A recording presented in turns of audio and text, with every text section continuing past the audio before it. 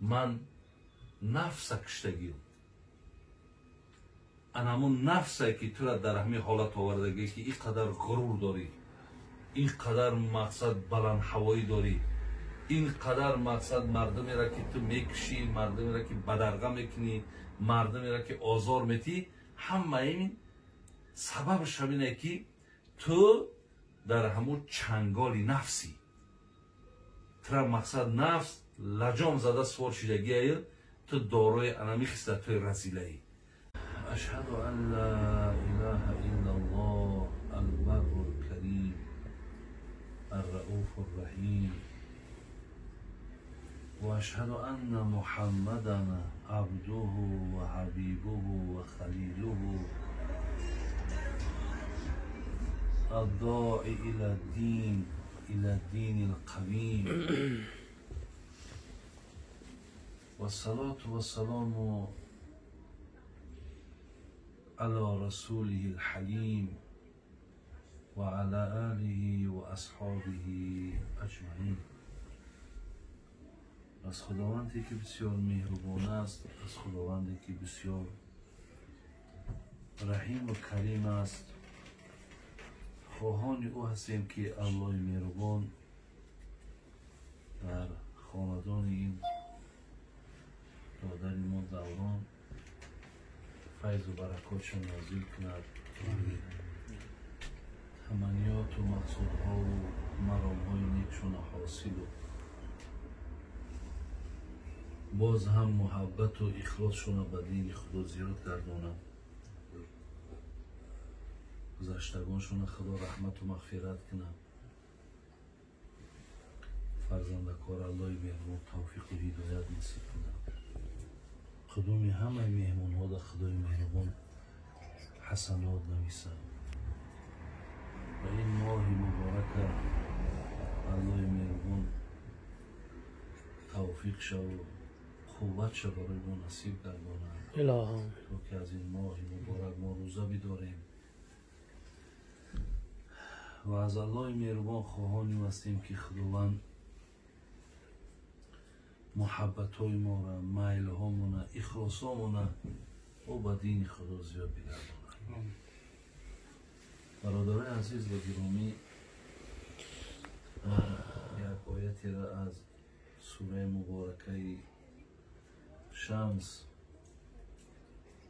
که و شمسی و ضحاها میگیم، از آیت 9 و از آیت 10 خدای مهربان خبر داده است که اعوذ بالله من الشیطان الرجیم بسم الله الرحمن الرحیم قد افلح من زکاها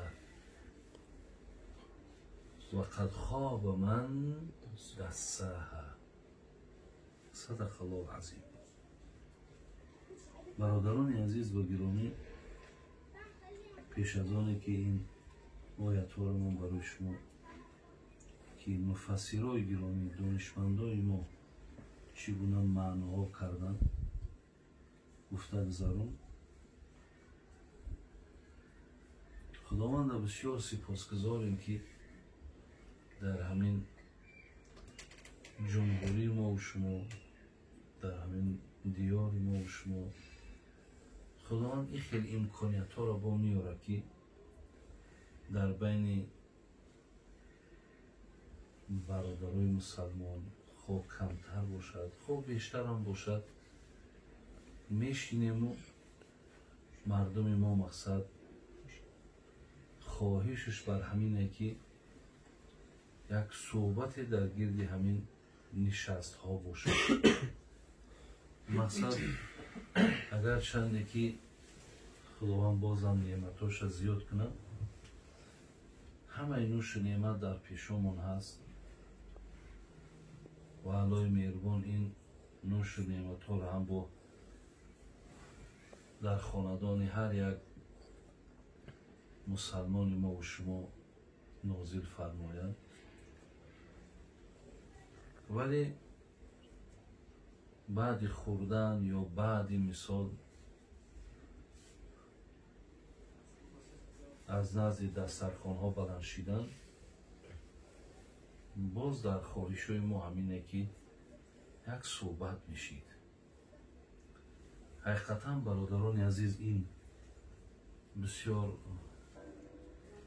بسیار یک گوییم رحمت خدا یا خدادادی هست که همین فکرها و همین خواهش‌ها و همین طلب‌ها در ذهن‌های ما و شما هست.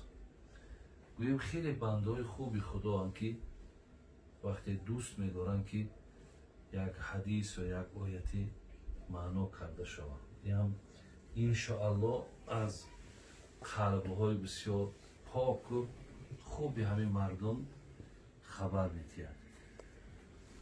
حضرت مولانا میگفت جانور فربه شود لیک از علف، آدمی فربه زیعیز است و شرف. آدمی فربه شود از راه گوش، جانور فربه شود از حلق نوش. حضرت میگفت که فرزند آدم فربه شدن، در اینجا برادران عزیز و گرامی مراد از فربه شدن گرفتن این گوشت‌های بدنی نیست، بلکه زیاد شدن معرفت ما و شما، زیاد و انکشاف یافتن فهمیش ما. حضرت میگه اگر حیوان از طریق حلقش اگر گوشت بگیره یا فربه شود، ولی فرزند آدم از طریق گوشش فربه می شود. یعنی با شنیدن این پند و نصیحت ها در ماها برادرای عزیز اخلاص پیدا می شود، محبت پیدا می شود در ما، یعنی یکتا پرستی پیدا می شود، ترس خدا پیدا می شود، اطاعت و عبادت از نزد الله مثال در ماها پیدا می شود. همه این برادرای عزیز از راه گوش است. خدا رحمت کند پیشینی های ما را میگفتن که همچنان چون تن ما زنده به آب است و هوا. میگفتن که دو چیز سرمایه عمر آدم دو چیزه، یکی چی است؟ یکی آب، یکی نفس. همین دو چیز اگر در ما نرسد برادرها، ما هم هلاک میشیم. همچنان چون تن ما زنده به آب است و هوا. حقیقتا سرمایه عمر میگه همین دو چیزه. ولی مقصد شاعر چیه؟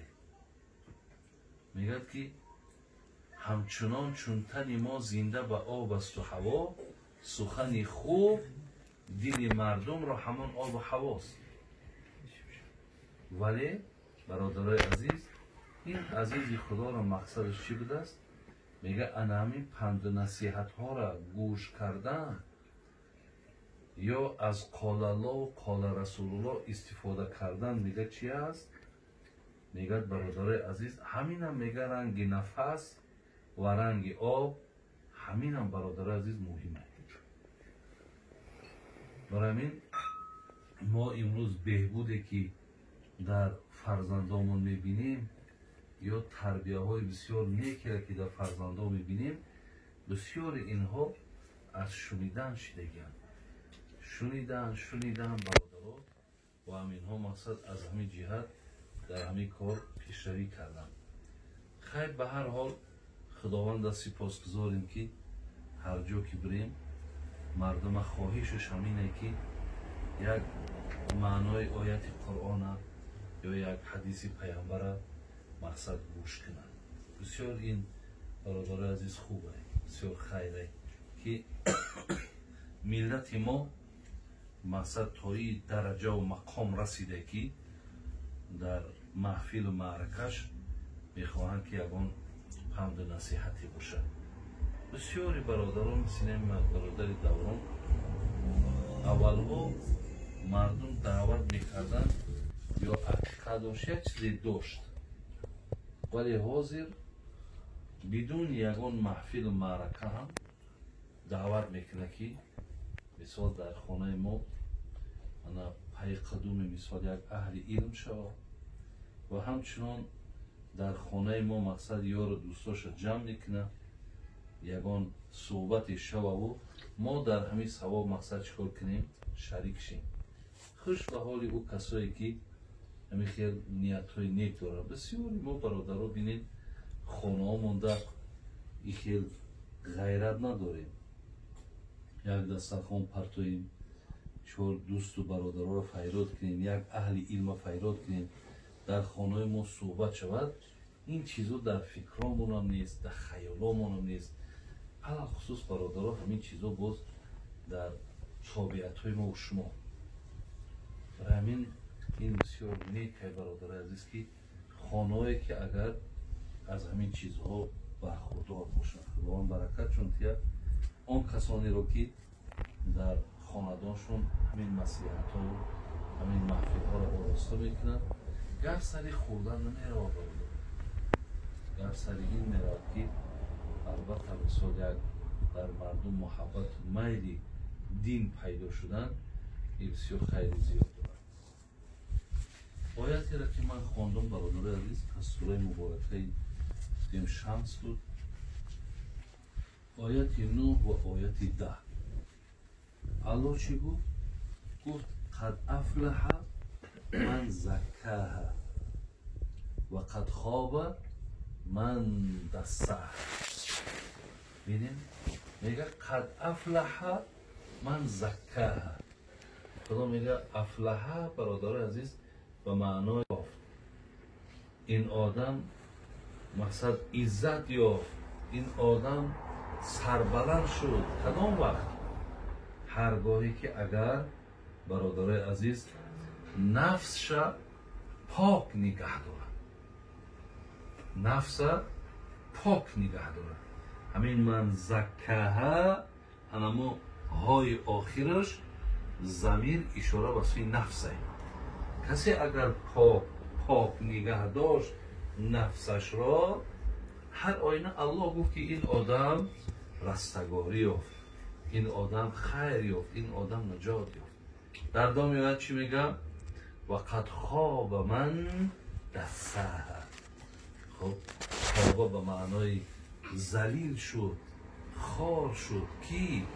آن کسی که اگر نفسش مقصد آلوده نگه داشت، نفسش اگر مقصد آلوده کرد، یعنی پاک کردن و یا برادر عزیز پاک کردن و آلوده کردن نفس، کسی پاک نگه داشت چی شد؟ قد افلح من زکاها. او نجات یافت، او رستگاری یافت. ولی وقتی که آلودش کردی خوار شدی، ذلیل شدی. برای همین برادر عزیز و گرامی، یعنی نفس حقیقتا یک چیز فراموش نکنید که خدا در قرآن میگه این نفس لامارة بالسوء. نفس شما را به سوی بدی میکشه. یعنی اگر شما اهمیت داده باشید، بسیاری آدمایی که میبینید خار ذلیل از پشتی نفس شدیدن. ای پشتی نفسه. این نفس برادرها هر کس کنترل کرده نمیتونه. خب برای همین انسان وقتی که نفسش اگر کنترل کرده توانه، یا نفس اگر لجام زده توانه و در اختیار خودش بگیره، این آدم برادر عزیز گفتی الله مهربان مون که رستگاری یافت، این نجات یافت، این عزت یافت. یکی وقتی که نفس نتونستی داشته نتونستی، هر آینه نفس را به سوی بدی میبره، نفس را همیشه خار ذلیلت میکنه. برای همین خدا رحمت کند بزرگای ما و شما را درباره نفس ها خیلی و خیلی مثال های زیاد هم ایجاد کردن. حتی میگه جناب محمد صاحب میگه که با زنجیری نصیحت نفسی گردن کش نشد راما. هرچند همین نفس نصیحت کردم این بدبخت نصیحت نمیفهمیده. با زنجیری نصیحت نفسی گردن کش نشد راما. سگی دیوانه کی با صاحب خود آشنا گردد. یعنی نفس مثل همون سگی دیوانه میگن. این با صاحبش هیچ وقت آشنا نمیشه. از این لحاظ برادرای عزیز و گرامی ما باید چیکار کنیم؟ ما باید مقصد در نسبت نفسمون باید کنترل کرده توانیم. اگر توانیم الله گفت که عزت میوی رستگاری بشه. اگر نتونستیم کنترل کرده مقصد نفس سروحی کردیم اگر هر آینه ما شما را خواب میکنم. حضرت رومی را خدا رحمت کنه میگفت که عقل میگوید بیا تو طاعت جبار کن. عقل همین بود است که دائم میگفت است که بیا طاعت جبار کن. نفس میگوید که هی ترک این فرمان کن. عقل همیشه همین بود است میگفت است که مقصد بیا الله را عبادت کن، الله را اطاعت کن. ولی چی باشد چی؟ ولی نفس چی؟ نفس میگه هی ترک این فرمان کن. مقصد برخلاف این کن. زیرا نفس نمیخواهد که ما از اطاعت الله منکیم. ما نمیخواهد که ما مقصد پیروی از فرموده خدا کنیم. برای همین مقصد عزیزای خدا هم چیه؟ همینه که شما در نسبت نفساتون بسیار با اهمیت باشید. حتی پیامبر ما ببینیم حدیث مسلمه میگو اللهم اینی اعوذ بک من علم لا ینفع و من قلب لا یخشع و من نفس لا تشبع و من دعوت لا یستجاب لها. از خدایا پناه طلب میکنم به سوی تو از علمی که نفع نداره. یعنی علمی هست که هیچ کس از او بهره برده نمیتونه. و پناه طلب میکنم به سوی تو از چی؟ از قلبی که در او ترس نیست. و به سوی تو پناه طلب میکنم از نفسی که سیر نمیکنه. و به سوی تو پناه طلب میکنم از دعایی که نزد تو اجابت نمیشود یا نزد تو قبول نمیشود. خدای از اینا ما به سوی تو پناه طلب میکنم. برای همین دائم پیامبرمون یک دعا را تعلیم میکرد. برادر عزیز یک دعا را تعلیم میکرد که همین دعا را یاد گیریم، از همین دعا مقصد پیروی کنیم. چی بود است؟ میگه بینهایت زیاد ما را میگفت که همین دعا را در خداتون مقصد چیکار کنین؟ زیاد کنین همین دعا را. اللهم الهمنی رشدی و اعیذنی من شر نفسی. همین دو چیز را میگو اومد شد که دویم همین دعا را کنین. این دعا بسیار مهم بوده است. چی دعا بوده است؟ اللهم الهمنی رشدی. خدایا همون راهی که راهی حق است، راهی که راهی درست است، راهی که ما را آخرش برده به جنت میرساند. خدایا ما را در همون راه نگه دار. دو و اعیذنی من شر نفسی. خدایا همین نفس حقیقتا شر است، حقیقتا بد است، حقیقتا ناخوب است. خدایا از شر همین نفس ما را چکار که؟ ما را حفظ کن.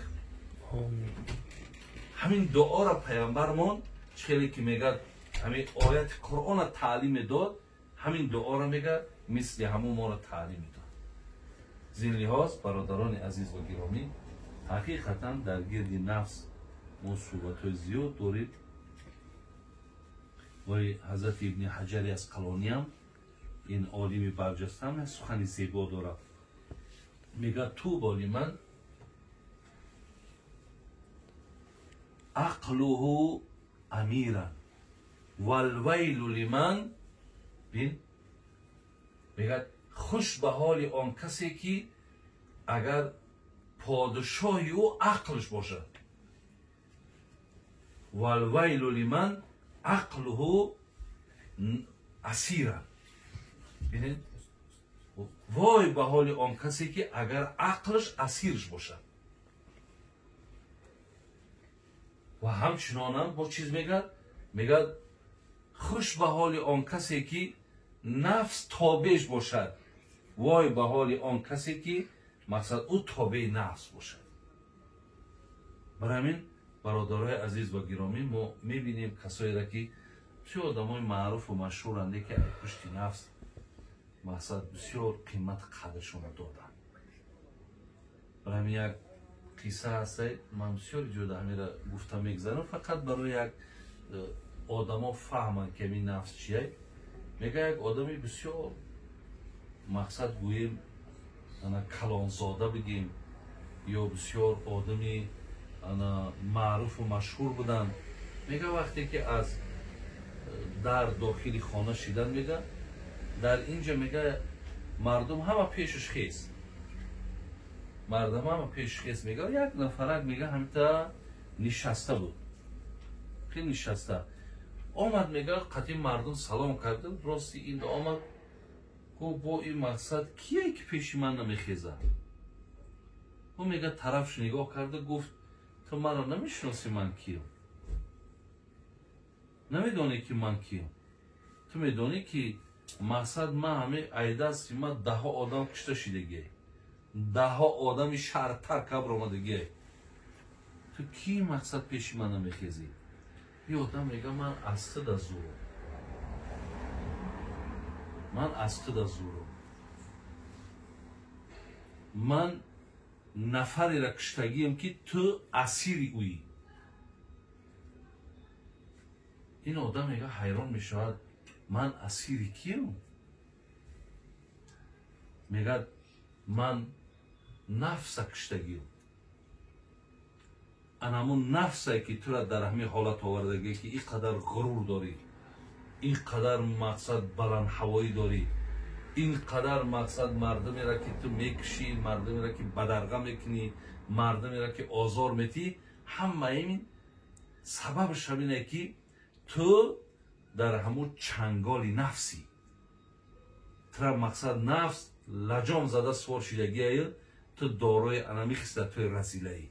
انا همون نفری که تو اسیری اویی، من همون را کشتگیم که من مقصد دارای اون نفس نیست. از این لحاظ مقصدم همینه برادرای عزیز که هیچ وقت پیروی از هوای نفس ما نکنیم. ولی ما در سوره نازعات هم آیت داریم، خدا میگه و اما من خاف مقام ربه و نهى النفس عن الهوا فإن الجنة هی المأوا. خدا میگه اگر کسی دو چیز همراه خودش دائم نگه بداره، خبری آیت چیه؟ فإن الجنة هی المأوا، جنت جای او میشود. این دو چیز چیه؟ یکم دائم انسان میگه باید همین را از پیش نظرش دور نکنه، من روز با پروردگار ملاقات میکنم. یعنی این ملاقات ما در آخرت حتما رخ میده. آیا همین ملاقات من چی میشود؟ با فایده من تمام میشه یا با ضرر من؟ من پیش خدا خجالت میشم یا راحت میاوم؟ چی میشم؟ میگه ترس یعنی را در دل نگه دار. یک، اگر خواهی جنت بره. دوم و نهى نفس عن الهوا، چیزی که نفست میگه با گفتی نفست هیچ وقت نکن. چیزی که نفس از تو خواهش میکنه اجرا نکن، زیرای دشمن سرسخت شما هست. همین دو چیز الله گفت اجرا کن، فإن الجنة هی المأوا، جنت جای تو. برای این معناهای آیت برادران عزیز و گرامی دلالت بر همین میکنه که ما در نسبت نفسمون بسیار باید که با احتیاط باشیم و خیلی که تعلیماتی که پیامبر کرد ما از خداوند باید دعا را دائم طلب کنیم که خدایا هیچگاه ما را مقصد اسیر نفسمون نکن، هیچ وقت مطیع نفس ما نکن که این یک رهبر بدبختی هست که ما را همیشه مقصد چیکار میکنه؟ این نفس ما را همیشه بخاری میبره. خدایا مقصد ای را مطیع ما کن، ما را مطیع نگردان. خدای مهربان عاقبتمون را بخیر کنه، ایمانمون را با سلامت نگه داره و آن چیزی را که در اینجا گفته گذاشتیم خدای مهربان توفیق عمل کردنش نصیب مون گردون. اللهم بك اصبحنا وبك امسينا وبك نحيا وبك نموت واليك المصير. السلام عليكم ورحمة الله.